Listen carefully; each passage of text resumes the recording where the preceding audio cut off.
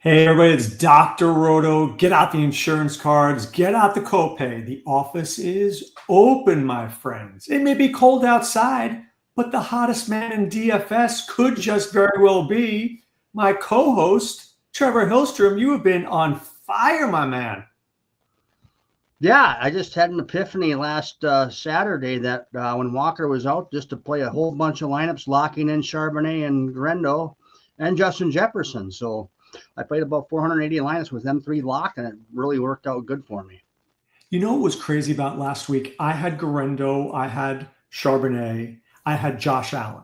But if you did, right, I won on FanDuel, not like you did, but you had to have Addison. You had to have certain guys because if you didn't, you could have put up big numbers. I mean, I might have won thousands on any other week, but on last week, you almost had to be perfect.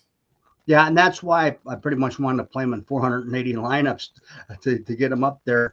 Because you can find some 150 lineups rather cheap. You can do that. If Garendo or Charbonnet breaks a leg, you're screwed for 480 lineups. So you are taking a chance, but it is what it is. I felt this opportunity wasn't going to come again this year.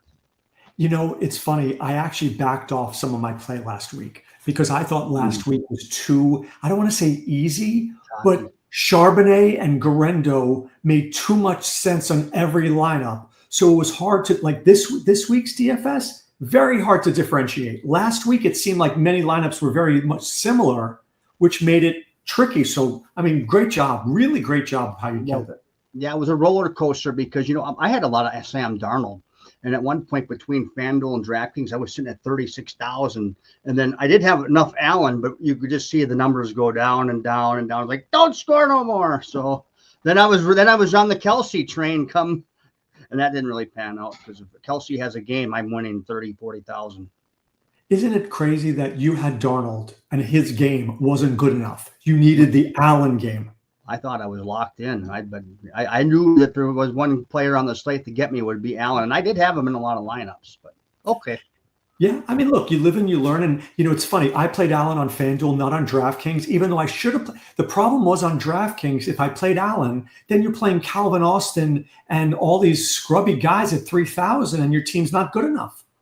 Yeah, the Garendo Charbonnet plays were so cheap enough much cheaper on FanDuel and DraftKings that you could be a lot more selective with your lineup.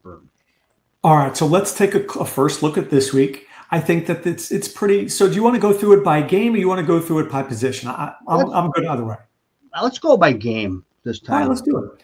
All right, Baltimore and the Giants. Baltimore's a 16-point favorite.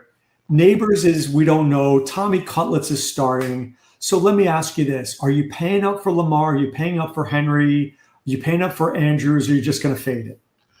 The only real interest I would have is Henry because I think he could have this really big game. I mean, Lamar could too, but are they going to push for offense? Or are they just going to be running the football the whole second half? I think we can find some better plays than Lamar, even though you do run the risk he blows it up. But, I kind of like Zay Flowers too. You haven't heard from him much. And How much is Zay Flowers? I think he's around 6,000. Oh, he is 6,000. Say is interesting. I feel like I get the Henry thing and paying up. He'll be low owned, be in that 8 to 10% range, my guess. But I don't know. It doesn't feel like, I don't know. I'm not thrilled. I'm okay. In his big games where he scores 25 plus points, he does usually get a few catches, and he might not get any catches this week. Right. He needs 2 catches for 80 yards. Yeah. So. All right, Jacksonville against the Jets. This is a 3.5-point spread. I kind of like your guy, Aaron Rodgers. Kidding. I kind of like Garrett Wilson. I kind of think that Rodgers is on the FU tour where he's just going to throw up some points and maybe look for a job next year. Yeah, he's always padding his stats throwing the football. So, the running game, it's a good matchup for the running backs, but I'm not playing the running backs. But I do have interest in Adams or Wilson. One of those guys should pop.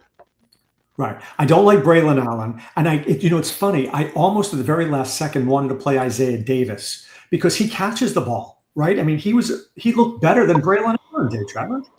Yeah, he did. He looked pretty good. So he could be worth an interest if you play a lot of lineups like I do. He'll make a lineup or make some lineups. But if you're playing just a handful, I wouldn't play him. No. All right, our friend Permar asks a question. Doc, who am I benching? Jonathan Taylor against Denver, Ramondre Stevenson against Arizona, Braylon Allen, Sincere McCormick, London Neighbors, Mooney, or Thielen. What are you thinking, Trevor?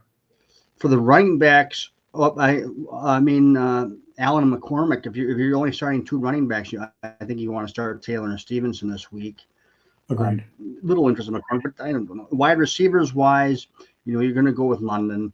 I don't love Mooney on the road in Las Vegas. Do you? He just needs to bench one. He needs to bench one. Would you bench Allen, McCormick,